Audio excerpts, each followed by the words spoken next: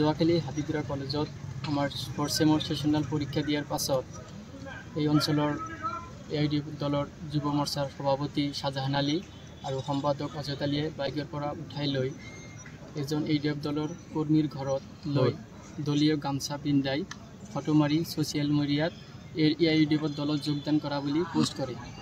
তো এইটো সম্পূৰ্ণ মিছা আৰু ভুৱা। মই কোনো দলত যোগদান কৰা নাই। সিহঁতে আমাক মানে ফুচুলাই লৈ পেলাই এনেকুৱা কৰিছে। তো আমি এতিয়া ন্যায় বিচাৰিছোঁ। শাহজাহান আৰু অজয় আলীক ছ'চিয়েল মিডিয়াৰ যোগেদি ক্ষমা বিচাৰিবলৈ অনুৰোধ জনাইছোঁ। অন্যথা আমি আইনৰ ব্যৱস্থা ল'ম। ঘটনাটো আচলতে অজিত আৰু শাহজাহানে মানে ফুচুলাই লৈ পেলাই মোক AIDF দলৰ দলীয় গামছা পিন্ধি ফটো মাৰি এনেকুৱা কৰিছে।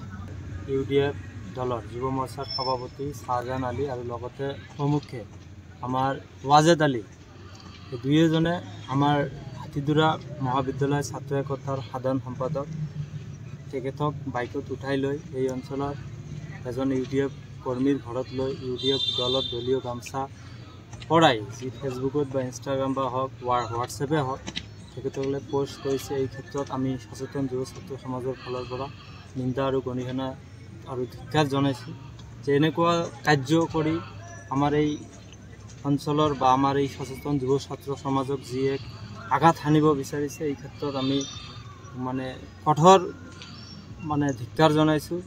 অহাকালিৰ ভিতৰত ছ'চিয়েল মিডিয়াৰ যোগেদি ক্ষমা বিচাৰিব লাগে, অন্যথা আমি আইনৰ আশ্ৰয় ল'বলৈ বাধ্য হ'ম।